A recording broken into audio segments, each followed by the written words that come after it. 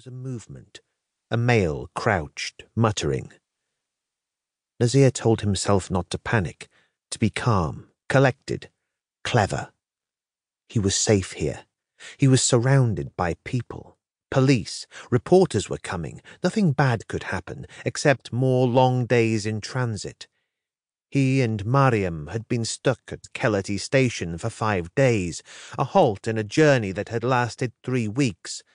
They had fled Aleppo at night, crossing the front lines, taken a taxi to Damascus, another to Beirut, flown to Istanbul, then travelled overland by bus and foot through Bulgaria, Serbia, and Hungary. And here, at least, nobody was trying to gas or shoot them, or even arrest them. They had made it to Europe. Not quite the West, but certainly Central Europe. The terminus's yellow paint was fading. Its waiting room was dark and gloomy, its roof cracked. But Keleti was still a symbol of empire and Budapest's place at the heart of the continent. A couple of days ago, he and Mariam had spent an hour staring at the departure board, dreaming of a new life in the West. On a normal day, trains left here for Berlin, Vienna, Paris, Munich.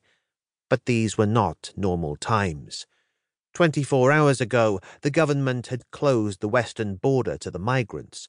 All international trains were cancelled, although the local lines were still running. That didn't matter to the migrants, as they were not even allowed inside the station building.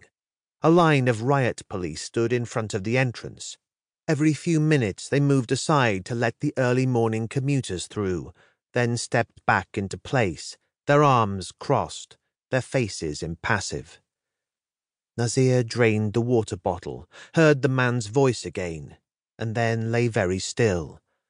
The fatigues and pistol, his long beard, were gone. He was clean-shaven now, wore jeans, blue Nike trainers and a T-shirt, held an iPhone.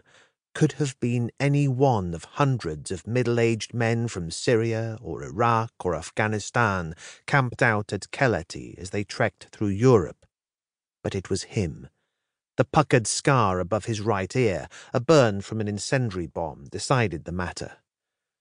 Mariam stirred, as if sensing Nazir's unease, muttered something, then returned to her sleep.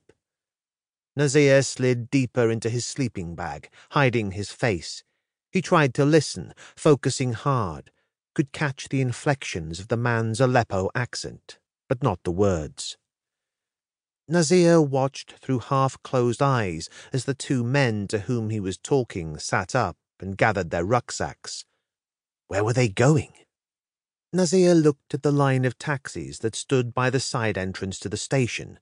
The ride to the Austrian border cost €500. He knew 3 families who had paid. 2 had been dumped in the countryside, 30 miles from Budapest, picked up by the police and promptly sent to a holding camp.